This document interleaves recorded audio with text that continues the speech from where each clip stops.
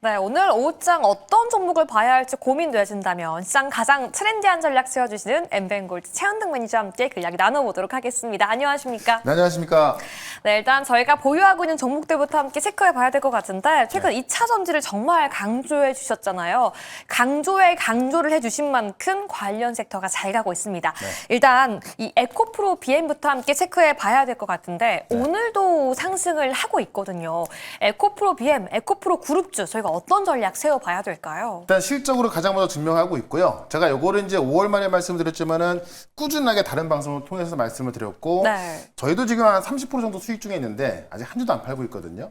그러니까 여전히 더 갈 거리가 많이 남아있다. 차트를 길게 보시면은 아직도 바닥에서 올라가고 있는 부분이 꽤 많이 있기 때문에 2차 전지는 지금까지 싸기만 했던 거라면 지금부터는 실적이 앞당겨서 빨리 좀 들어가고 있기 때문에 제가 볼 때는 꽤 많은 상승 나올 것 같아요. 예, 그런 관점에서 에코프로 BM도 저는 뭐 단기적으로 15만 원은 무조건 갈 거로 보여지기 때문에 여전히 홀딩 전략으로 말씀을 좀 드려보도록 하겠습니다. 에코프로 BM처럼 저희가 장기적으로 보유하고 있는 기업도 있지만 단기적으로 대응한 2차 전지 종목도 있죠. 전일 대응했던 포스코 퓨처엠도 함께 체크해 보도록 하겠습니다. 이 하루 만에 5% 수익을 만들어주고 있는데요. 오늘도 2% 가까이 상승하고 있네요.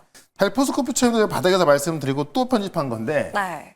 정말 그 차트 이렇게 보시면 갈 거에 많이 남아 있잖아요. 근데 이게 뭐 과거에 올라갔던 거를 다 올라가기에는 시간이 꽤 걸리겠죠. 다만 좀 전에 말씀드렸지만은 실적이 받쳐주고 있다. 특히나 이 포스코 퓨처엠 같은 경우도 지금 포드의 이 수입조 공급 협약을 하고 있단 말이죠. 네. 이거는 되냐 안 되냐의 문제가 아니라 하기로 한 건데 얼만큼 어떤 가격에 이제 공급을 할까 이걸 협의하고 있는 거기 때문에 조만간 나올 거로 보여지고요. 그렇게 되면 아마 포스코 퓨처엠은 또 급등으로 이어지겠죠. 다만 나오기 전까지는 약간 기대감이 들어가는 정도이기 때문에 지금도 좀 싸게 살 수 있는 구간이다라는 겁니다. 그런 관점에 있어서 2차 전지 기업들은 제가 말씀드렸던 우량주들은 다 담아두는 게 맞고요. 아직 못 올라가는 종목들이 꽤 있거든요. 그래서 그 종목도 잠시 뒤에 말씀을 좀 드려보도록 하겠습니다. 2차 전지가 아직 못 올라간 기업도 있다라는 네. 말씀이신 거죠? 그렇죠. 그 기업 오늘 기대해 보도록 하겠습니다. 그럼 이 종목까지만 한 번 더 체크해 볼까요? 오늘 신고가를 쓰고 있는 저희 종목이 있는데 바로 태웅입니다. 이 조선 기자재 관련주인데 오늘 7% 넘게 상승하면서 그냥 매일같이 신고가를 좀 쓰고 있는 것 같아요. 그러니까 쉽게 말하면 SMR 부품을 미국에 최초로 공급한 기업이 태웅이다라고 네. 보시면 될 것 같고요.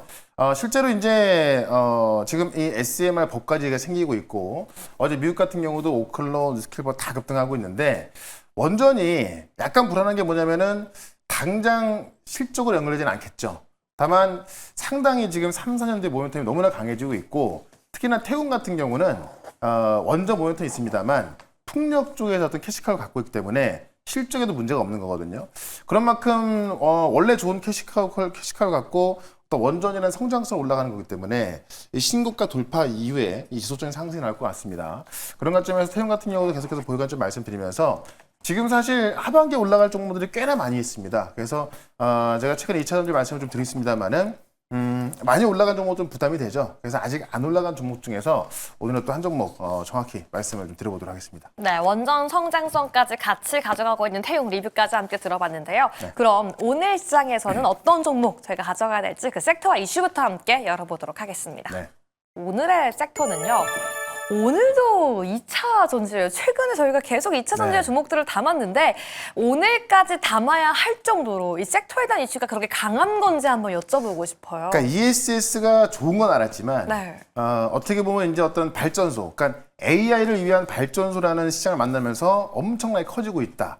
이거를 지금 이 정부 차원에서도 지금 법까지 바꿔가면서 지원하고 있기 때문에 지금 많은 기업들이 수주를 따내고 있고요. 지난주에 LG엔솔이 또 북미 시장에서 따낸 6조 원대도 바로 ESS에서 따낸 거거든요.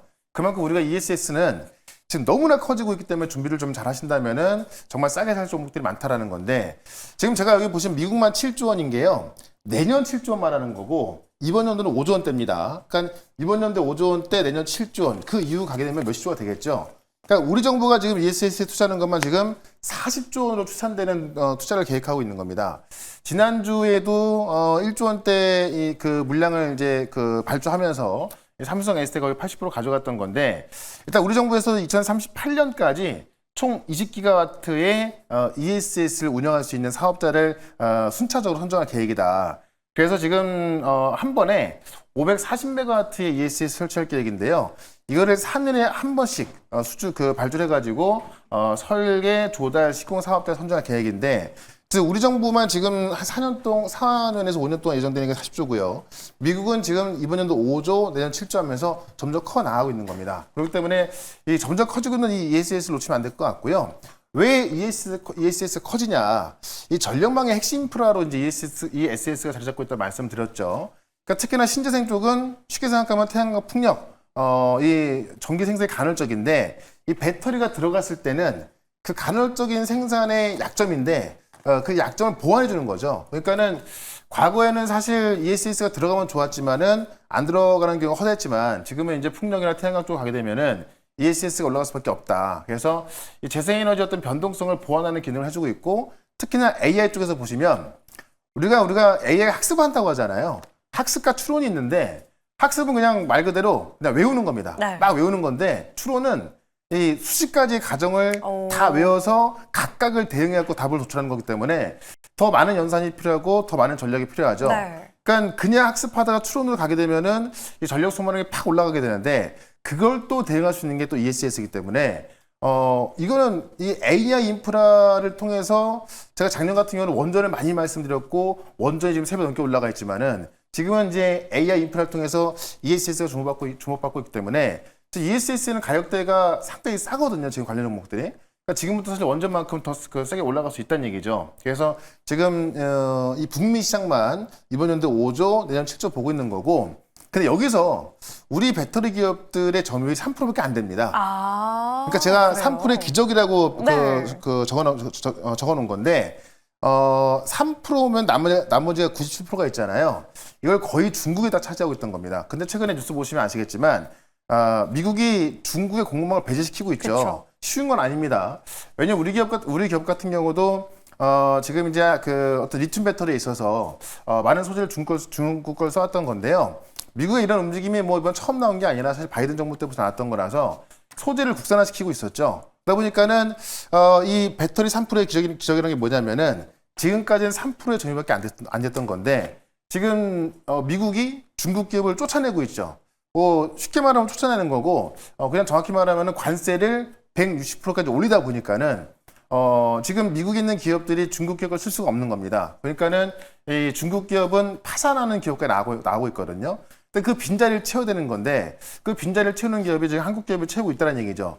그러니까 지난주 같은 경우도 LG엔솔이 6조 원대 수주한 것도 결국에는 테슬라로 추정이 되는데 테슬라도 중국 소재를 배제시키고 그 어떤 그 대체안을 찾는다고 했던 건데요. 그게 이제 LG엔솔이 6조 원대 수주가 되면서 딱 들어간 겁니다.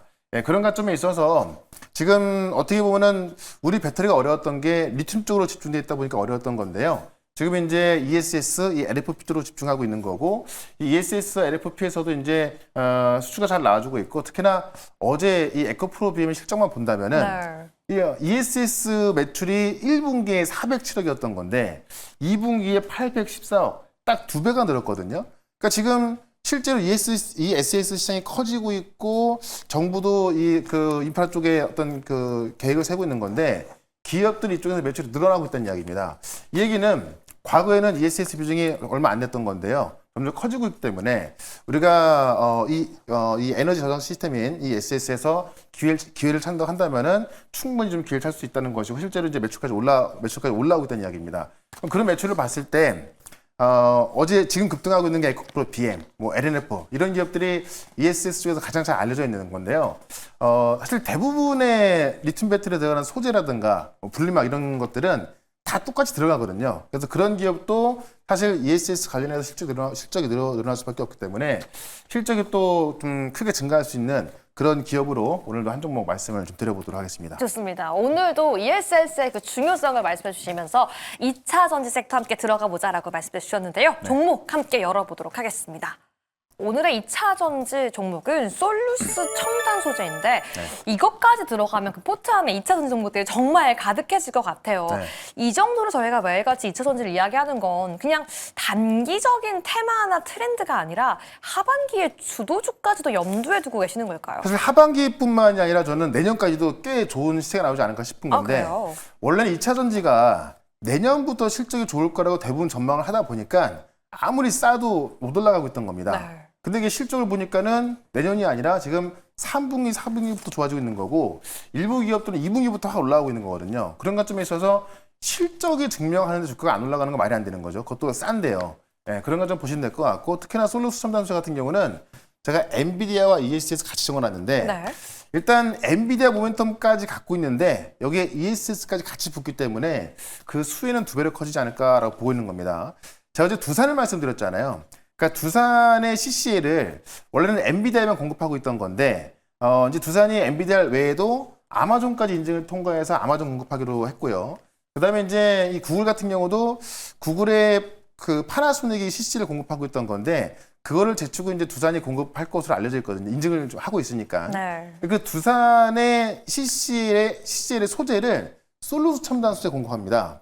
그러니까 두산이 지금 두산 BJ에 있어서 이 AI 가속기에 들어가는 소재가 매출이 확 늘어날 거로 보여지는 건데 그 소재의 원료를 공급하는 게 솔루스 첨단 소재이기 때문에 당연히 두산의 이익이 증가한다고 한다면은 솔루스 첨단 소재의 이익이 증가할 수밖에 없다라는 거죠. 그래서 실질적으로 지금 이 솔루스 첨단 소재 같은 경우는 이 AI 가속기형 초극박 동박을 본격 양산한다. 원래 그냥 동박이었지만은 이 AI 가속기가 점점 더 미세해지고 속도가 빨라지지 않습니까? 그러면서 초급박 동박이 필요한 거고요. 여기에 대응 가능한 게 솔루스 첨단 소재라는 거고 이게 어떻게 보면 기본인 것인데 지금 지난 5월 달에도 이 CATL가 첫 전지박 공급 계획을 체결했습니다. 그래서 지금 어떻게 보면 ESS, 그러니까 ESS의 주 재료가 되는 LFP가 지금 이 CATL이 가장 큰 캐파를 차지하고 있는 건데요.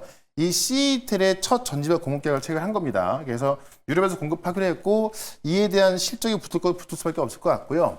그러다 보니까는 이 실적 성장과 시장 확대에 같이 둘 수 있다. 자, 실적 성장이 이 AI 가속기하고 전지박 쪽에서 같이 나오고 있는 건데 여기서 시장 확대까지 되고 있는 거죠. 그러니까 매출 같은 경우도 이 어려움 속에서 계속 꾸준히 잘 나오고 있던 건데요.